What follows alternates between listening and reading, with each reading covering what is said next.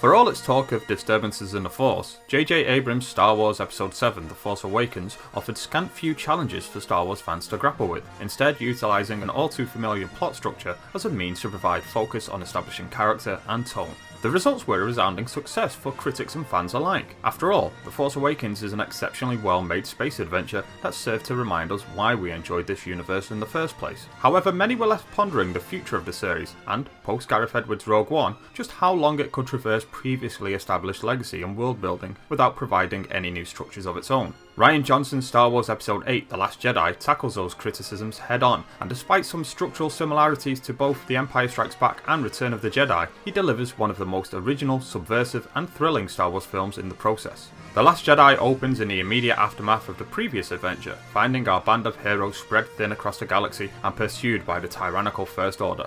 While Poe, Finn and a host of Resistance fighters futilely attempt to escape under the constant bombardment of Kylo Ren, General Hux and their hideous commander Supreme Leader Snoke, Rey spends her time on Act 2, bless you, a forgotten planet with close ties to the Force. Here she attempts to bond with self-exiled rebel legend Luke Skywalker and learn the ways of the Force, but instead finds her idol surprisingly hesitant to the idea.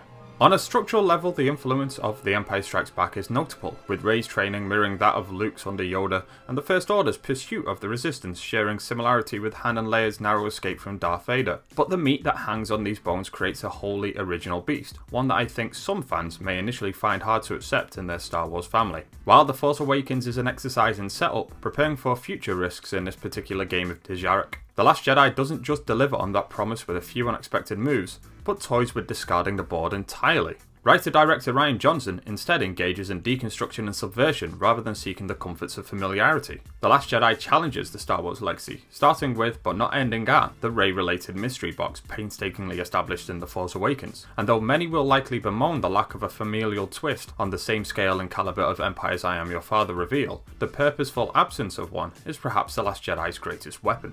By discarding such plotlines from the outset, Johnson wisely divorces the saga from bloodlines and prophecies, undoing the prequel's all-too-exclusive notion of midichlorians, and instead reaches out to millions. The Last Jedi offers hope, illustrating that anyone can make a difference regardless of their humble beginnings nor the enormity and strength of their oppressor, as Rey's sensitivity to the Force has no foundations in class, heritage, or ancestry. The Last Jedi doesn't stop at challenging ideas of legacy and legend, but also states the importance of these stories and the need for those to create their own. Some find that need corrupting, while elsewhere we witness the positive effects these small acts have across the farthest reaches of the galaxy. The best example of this is how Johnson tackles the legend of Luke Skywalker, juxtaposing the perception of him against the reality. Much like Skywalker himself, Mark Hamill expressed hesitation in returning to his most iconic role, and it's easy to see why. The Last Jedi confronts our idea of Skywalker, offering a man broken by the weight of his own legend and his failure to deliver what is expected of him and his progeny. Though Hamill may have initially complained, he has served some of the best material of his career, and delivers an outstanding performance laced with nuance, tragedy, and yes, that familiar Star Wars word, hope. The longing for nostalgia in The Force Awakens was particularly felt when approaching characters of the original series, as it sometimes came at the expense of the primary characters, who often found themselves lost in their own story.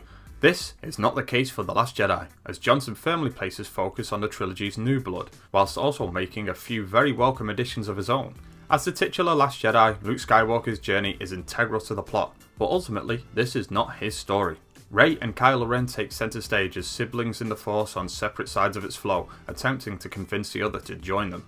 It's an interesting power play that leads to some incredibly shocking results, especially regarding their relationship to the mysterious but powerful Supreme Leader Snoke, played with delightful zeal by mocap legend and part-time primate Andy Serkis. John Boyega's Finn and Oscar Isaac's Poe Dameron are also given plenty more to do this time around. Poe in particular is this time dealt an honest-to-God character arc. And although Finn's actions have little impact on the plot, it illustrates the importance of survival and hope, whilst also delving into the corrupting power of wealth and war.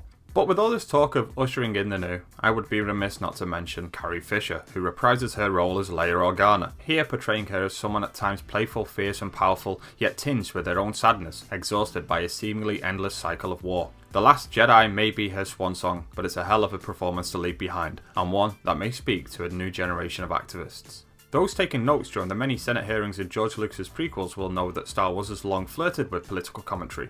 Here, Johnson manages to imbue his film with a fierce contemporary political message and offers a hope to those who resist by any means necessary the long reach of fascism. The Force Awakens presented a First Order enemy with barely a whiff of context. Their beginnings were a mystery to us. Johnson gives us clues as to where their uprising began, and, more precisely, the type of person to facilitate their rise to power.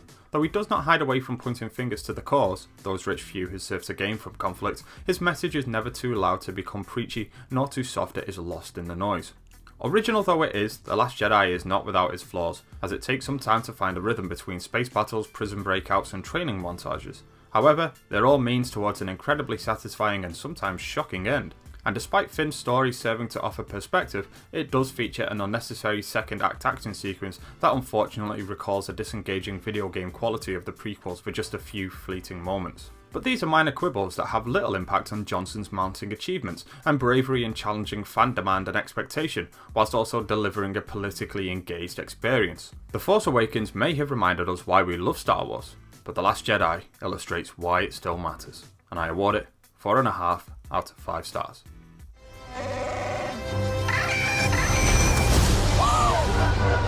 This is not going to go the way you think.